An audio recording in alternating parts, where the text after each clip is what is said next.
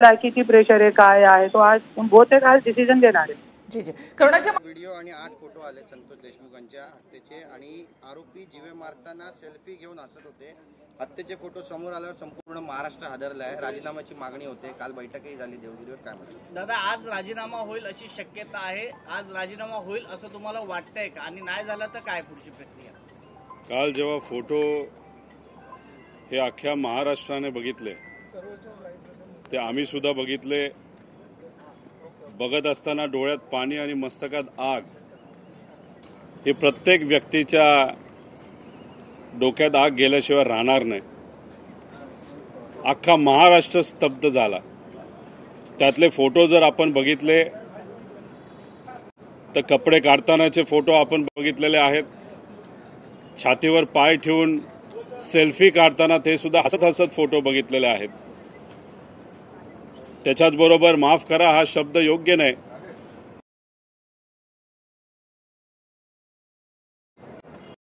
संतोष भाऊंवर तिथं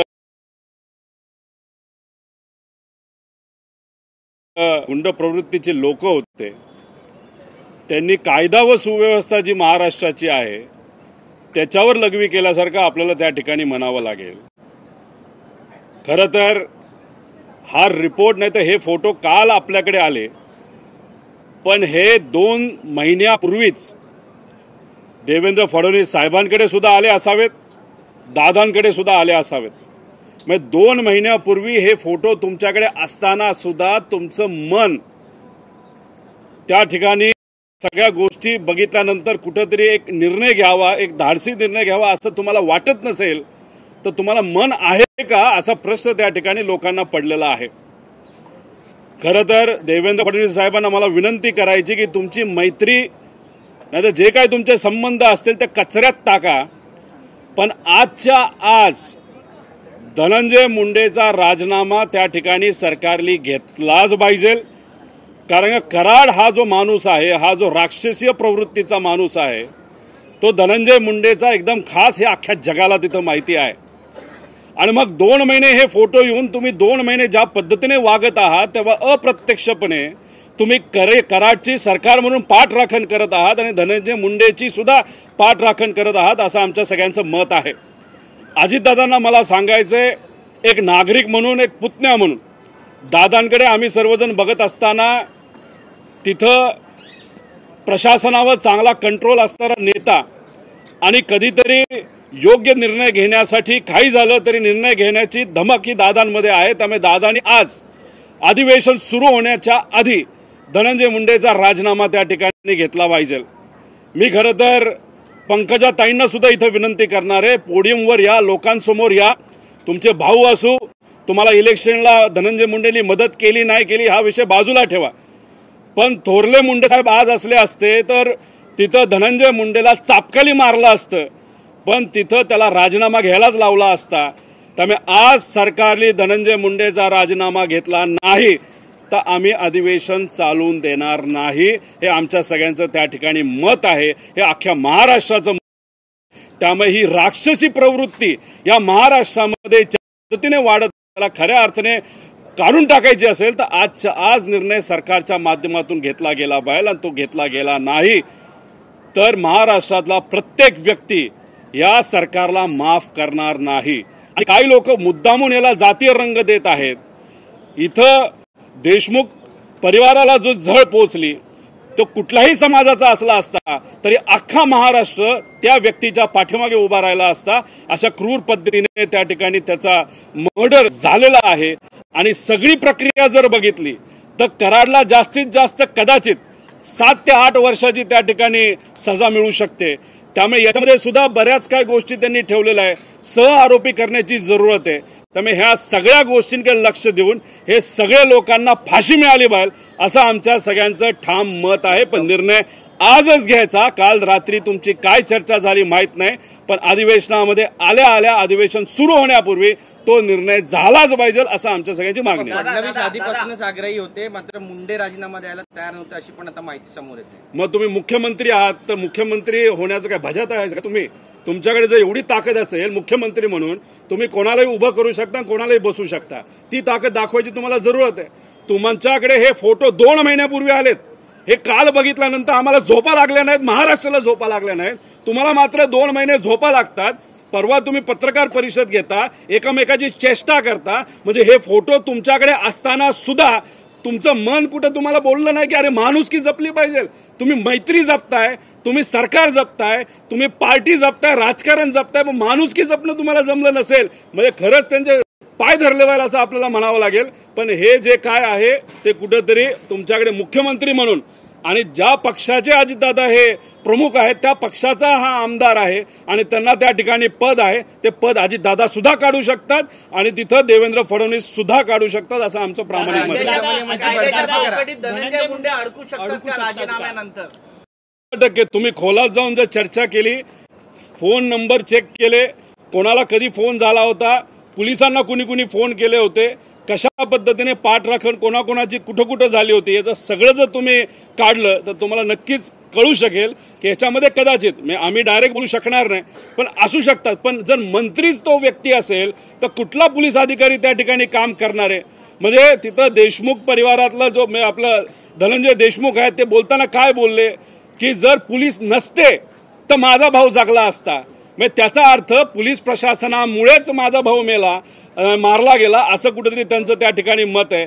म्हणजे हे जर पोलीस प्रशासनाच्या बाबतीत हे लोक बोलायला लागले म्हणजे खरंच हे फार दुर्दैवी आणि धोक्याची घंटा ही आज त्या ठिकाणी आहे असं आमच्या सगळ्यांचं मत आहे. कंपनीचं खंडणी प्रकरण आणि हे हत्या प्रकरण एकच असं सीआयडीने नोंदवलेलं आहे. त्यामुळे ही खंडणी जी आहे ती निवडणुकीकरता मागितली गेलेली होती असा आव्हाडांचा आरोप आहे. त्यामुळे ही निवडणूक जी आहे ती धनंजय मुंडेंची होती. त्यामुळे धनंजय मुंडे या सगळ्या हत्यामध्ये सहआरोपी होतील का?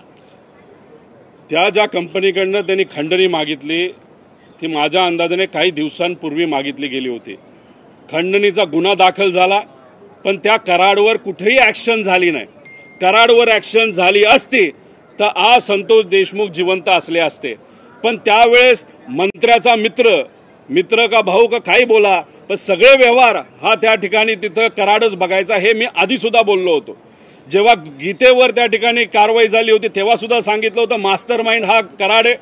मुंडेंचा जो त्या मर्डर झाला होता त्या भागामध्ये तेव्हा सुद्धा मास्टर माइंड हाच होता आणि आता सुद्धा मास्टर माइंड आहे. त्यामुळे त्यावेळेस पोलिसांनी कारवाई केली असती तर आज संतोष देशमुख जिवंत असले असते. पण पोलीस शांत बसले, पोलीस सुद्धा याच्यामध्ये इन्व्हॉल्ड आहेत आणि आज जर मंत्रीच तिथं असेल तर पोलीस नाही तर तिथं जी काय इन्व्हेस्टिगेशन एजन्सी आहेत तर या व्यक्तीकडे म्हणजे या मोठ्या राजकीय व्यक्तीकडे दुर्लक्ष करू शकतील. त्यामुळे यांना पाय उतार व्हायला लागेल आणि पारदर्शक पद्धतीने तिथं पोलीस असू सीआयडी असू नाहीतर ज्युडिशियल एन्क्वायरी जी सुरू आहे यांनी पारदर्शक पद्धतीने एन्क्वायरी करण्याची जरूरत आहे. रोहितदादा, आज संपूर्ण बीडमध्ये संप पुकारण्यात आलेला आहे, कडकडीत बंद ठेवण्यात आलेला आहे आणि त्यासोबतच जर फाशी झाली नाही तर हत्येचा बदला तशाच पद्धतीने घेतला जाईल अशी सुद्धा चेतावणी दिली जाते.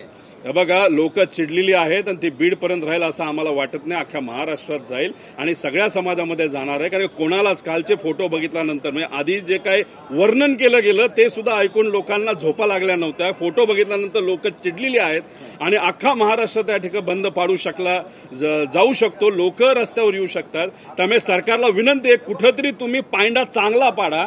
जे राजकारण चाललंय राजकीय दृष्टिकोनातून लोकांना वाचवी चालली तिथं तुम्ही जर बघितलं तर काल परवा मंत्र्यांच्या एका मुलीवर त्या ठिकाणी काही छेडछाड करण्याचा प्रयत्न तिथं झाला होता आणि याच्यातच तिथं फक्त ती मुलं कुठल्या पार्टीची होती तर शिंदे गटाची होती म्हणून त्यांच्यावर कारवाई केली जात नव्हती. म्हणजे सगळीकडे तुम्हाला राजकारण बघायचंय.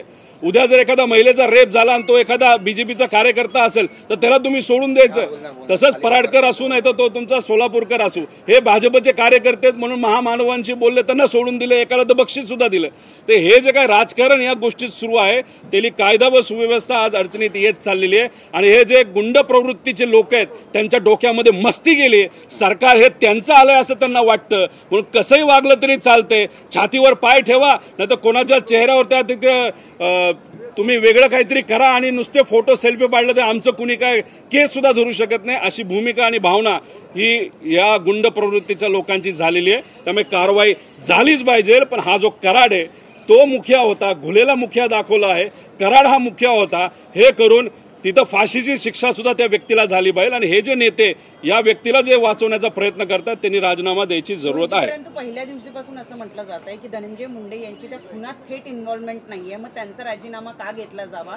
वाल्मिक कराड याच्यावर गुन्हे जरी सिद्ध होणार असतील किंवा फोटो समोर आलेले असतील तर हा गुन्हा कितपर्यंत मर्यादित? एक तुम्ही समजून घ्या की वाल्मिक कराड आणि धनंजय मुंडे फार जवळ होते, मग इतके जवळ होते की तुम्ही खोलात गेला तर बऱ्याच काय गोष्टी तुम्हाला तिथं बाहेर आलेल्या कळतील.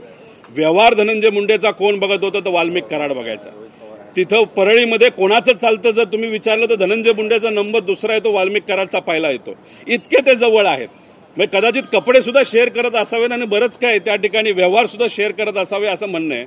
याच्यात कराडला त्या ठिकाणी पकडलं गेलं. एक तर कराडला आधी पकडलं गेलं असतं तर संतोष देशमुख वाचला असता, पण तसं न होता तुम्ही तिथं डिले केला तर दुर्दैवी एका व्यक्तीचे तिथं मर्डर झाला.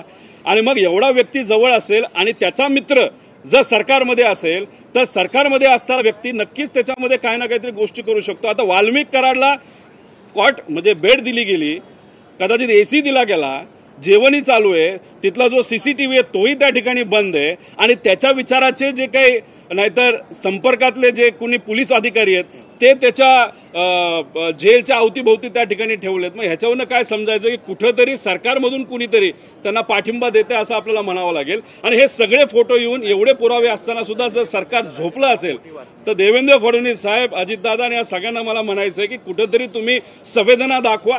म्हणजे या राजकारणामध्ये 14 संवेदना मेल्यात हे आम्ही समजू शकतो, पण आज लोकांसाठी तरी संवेदना या सरकारने दाखवण्याची जरूरत आहे आणि सगळे विरोधक एकत्रित येऊन या गोष्टीचा विरोध केला पाहिजे आणि न्याय संतोष देशमुखांना आणि त्या ठिकाणी राजीनामा धनंजय मुंडेचा मिळाला पाहिजे.